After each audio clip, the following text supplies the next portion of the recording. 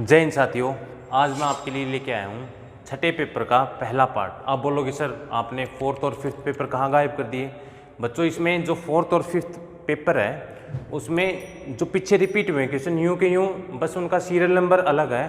तो ऐसे time waste करने में ना ही तो आपका फ़ायदा है और ना ही मेरा फ़ायदा है, इसलिए अपन सिक्स्थ पेपर पे आते हैं डायरेक्ट। पहले क्वेश्चन देखो, x/2 upon minus x/3 is equal to 4। ठीक है जी, इसमें अपन को लेना है x की वैल्यू फाइंड आउट करनी है। ठीक है, अब देखो सबसे पहला स्टेप रहेगा यहाँ पे मेरा इनका एलसीएम, x/2 माइनस x/3। इनका बच्चों एलसीएम कितना आ जाएगा? 6 आ जाएगा। अगर ये दोनों अलग अलग संख्या है, को प्राइम नंबर है, को प्राइम नंबर मतलब सहभाज्य संख्या कि इन दोनों के बीच में कोई भी कॉमन ना है, तो मैं डायरेक्ट एलसीएम ले लूँगा इन दोनों की गुना। तो इसकी गुना इसके साथ हो जाएगी 3x माइनस इसकी इसके साथ हो जाएगी। ठीक है, और बराबर है 4। तो 3 में से 2 गए तो x और 6 इससे गुना हो जाएगा, तो 24 वैल्यू आ जाएगी पहले की कि x बराबर है 24। ठीक है, अब आप बोलोगे सर इसको जल्दी कैसे करेंगे? जल्दी भैया यहीं से कर सकता हूँ मैं। 3x 2x, x की वैल्यू x/6 की वैल्यू 4 आ गई तो 24 आ जाएगा बस। ठीक है, मन मन में कर सकता हूँ। अब कह रहा है कि किसी ऋणात्मक पूर्णांक का वर्ग। अब देखो बच्चों पूर्णांक क्या होता है? इंटीजर। जो वैल्यू पॉइंट में ना हो उसको मैं क्या बोलूँगा? पूर्णांक बोल दूंगा, इंटीजर बोल दूंगा। ठीक है, जैसे मैं लिखता हूँ 45। ठीक है, अब अगर मैं ये माइनस का है, अगर मैं इसका स्क्वायर करूँगा तो जाहिर सी बात है मेरे पास वैल्यू है जो है वो क्या आएगी? पॉजिटिव आएगी, 20-25। इसका मतलब क्या होगा? धनात्मक हो जाएगा, पॉजिटिव वैल्यू आ जाएगी। ऋणात्मक को माइनस बोलते हैं और धनात्मक को पॉजिटिव प्लस बोलते हैं। एक त्रिभुज का आधार 5 सेंटीमीटर है तथा ऊंचाई इसकी 8 सेंटीमीटर है। अब एक छोटी सी बात मैं आपको बताना चाहता हूं कि त्रिभुज की ऊंचाई कौन सी होती है ना? अलग अलग त्रिभुज की अलग अलग ऊंचाई होती है। जैसे अगर मैं नॉर्मल त्रिभुज बनाऊं तो बच्चों इसकी जो ऊंचाई होगी ना, ये वाली, ये क्या होगी? इसकी हाइट होगी। ठीक है, अगर मैं राइट एंगल ट्राइंगल बनाता हूँ तो इसकी हाइट ये क्या होगी? ये वाली होगी। ठीक है, अगर मैं अधिक कोण त्रिभुज बनाता हूं,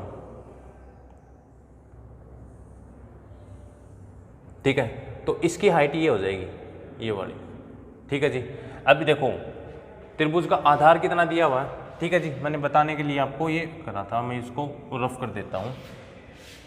ये 5 दे रखा है और ये आधार होता है बच्चों, ये 8 दे रखा है। तो त्रिभुज का क्षेत्रफल होता है हाफ 1/2 गुणा में आधार गुणा में ऊंचाई। तो 2 से काटूंगा 4, 4 पंजों 20 सेंटीमीटर स्क्वायर आ जाएगा। ठीक है बच्चों, अगला, यदि किसी वर्त का क्षेत्रफल 154 मीटर स्क्वायर हो तो उसकी त्रिज्या कितनी होगी? हमको ये बताने की उसकी त्रिज्या कितनी होगी।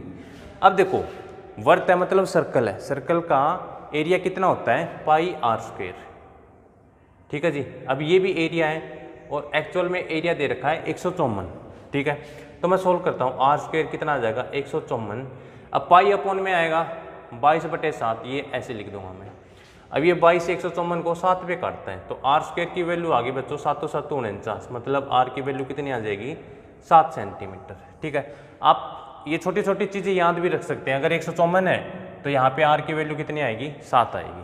ठीक है, ये बहुत बार काम आ जाता है। अगला क्वेश्चन है 42 सेंटीमीटर व्यास वाले वर्त की परिधि तथा क्षेत्रफल हमें दोनों कैलकुलेट करने हैं। तो यहाँ पे देखो डायमीटर कितना है? व्यास का मतलब होता है डायमीटर, है ना?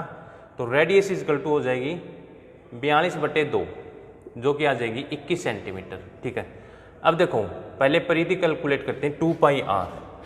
तो 2 गुना 22/7 गुना 21, 7 से काटूंगा 3 पे, तो 3 दूनी 6 और 22 छिके 132।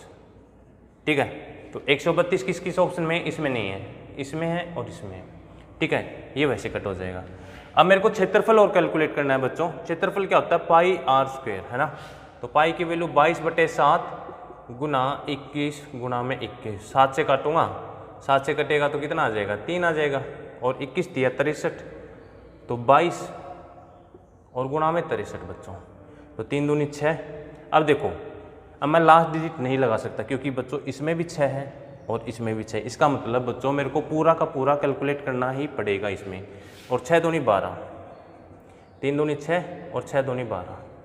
ठीक है, तो 6 8 3 1 1386, ये वाला आ जाएगा ऑप्शन। ऑप्शन मेरा सी आंसर इसका हो जाएगा।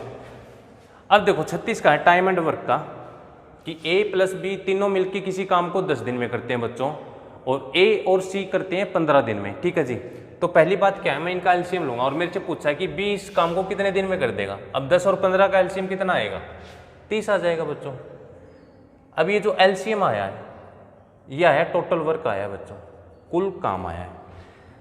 अब अगर तीनों मिलके 10 दिन में 30 काम करते हैं, इसका मतलब उनकी एक दिन की एफिशिएंसी कितनी होगी, 3 आ गई।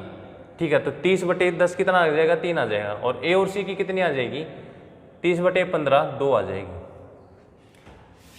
अब देखो बच्चों, A plus B plus C की एफिशिएंसी अगर 3 है और A प्लस C की 2 है, इसका मतलब A और C की एफिशिएंसी 2 है।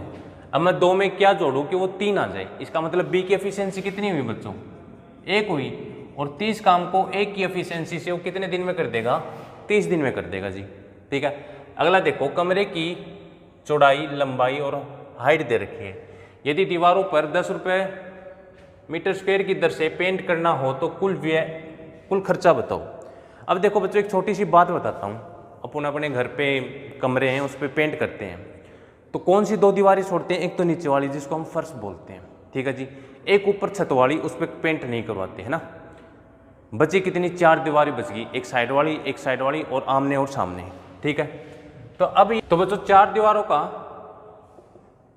क्षेत्रफल कितना होता है, 2 गुना लंबाई प्लस में चौड़ाई और गुणा में ऊंचाई। ठीक है जी। तो देखो लंबाई और चौड़ाई का अगर मैं जोड़ करता हूँ तो 10 और 6 16, तो कितना आ जाएगा 10, 2 गुना में 16 और गुणा में ऊंचाई कितनी है, 5 है। ठीक है जी, ये टोटल मेरा कितना आ जाएगा, 5 दूनी 10, 160 सेंटीमीटर स्क्वायर। और 1 सेंटीमीटर या मीटर स्क्वायर है, ये मीटर में है, और 1 मीटर स्क्वायर के 10 रुपये लग रहे हैं, तो गुना में 10 कितने आ जाएंगे रुपये, 1600 रुपये आ जाएंगे बच्चों। तो ऑप्शन मेरा सी आंसर आ जाएगा। ठीक है जी। अगला देखो 38 का, मैं थोड़ा सा रफ कर देता हूँ। 38 का क्वेश्चन क्या बोलता है कि 9 की पावर 4 और गुणा में 9 की पावर 4 का आंसर क्या होगा। आपको पता होगा कि 9 की पावर 4 इंटू में 9 की पावर 4 करता हूँ, अगर ये पावर सेम नंबर होता है बेस वाला, तो ये पावर क्या हो जाती है बच्चों, ऐड हो जाती है। तो 9 की पावर ये कितना आ जाएगा, 8 आ जाएगा।